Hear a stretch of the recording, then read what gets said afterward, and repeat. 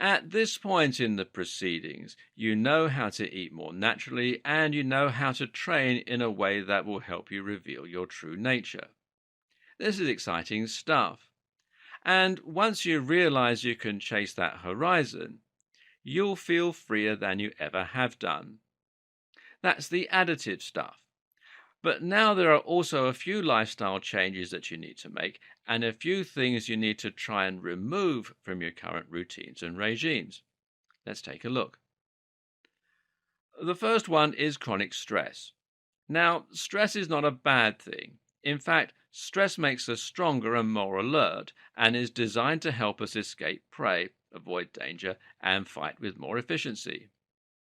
The problem is that stress isn't meant to last. In the wild, stress would have been a lion, and after 30 minutes, we'd either have escaped or have been eaten. Today, stress means your boss hates you, and this can continue for years.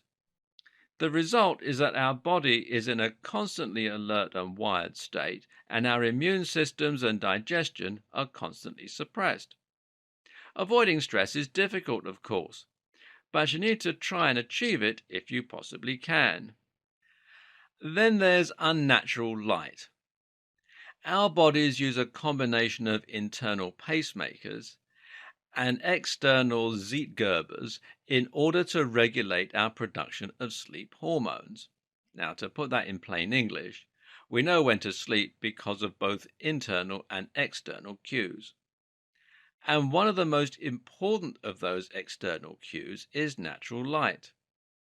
When we detect light, which happens even with our eyes closed, our body produces cortisol and nitric oxide, which helps us to wake up.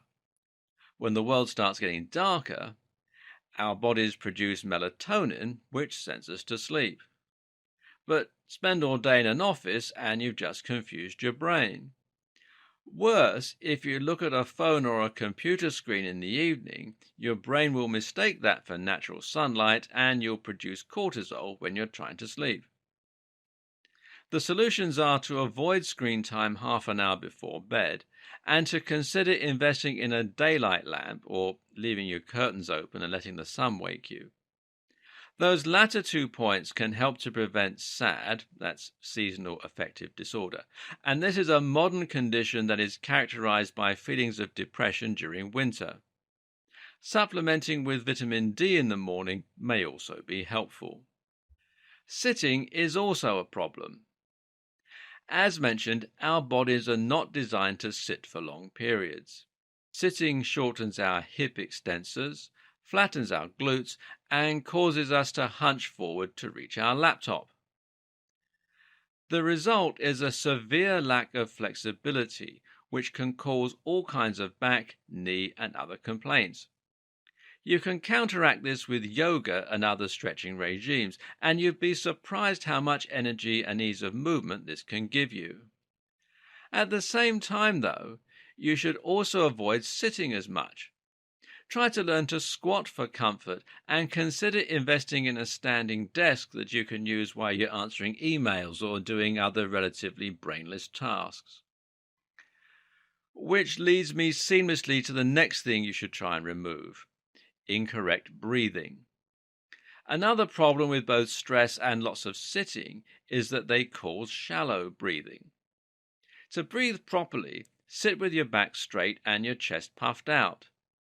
Breathe by letting your stomach protrude first and then filling up your lungs. The idea is to empty your abdominal cavity, thereby letting the diaphragm lower so that you can breathe in more oxygen by expanding your lungs. Babies breathe this way, but many of us lose this correct method of breathing as we get older.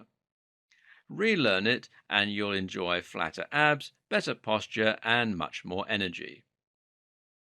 Finally, you should take cold showers. Remember how I said earlier that the cold can wake us up and help us to produce more energy? Well, you can do the same thing by taking one in the morning. This will wake you up, toughen you up, and help you produce testosterone and norepinephrine.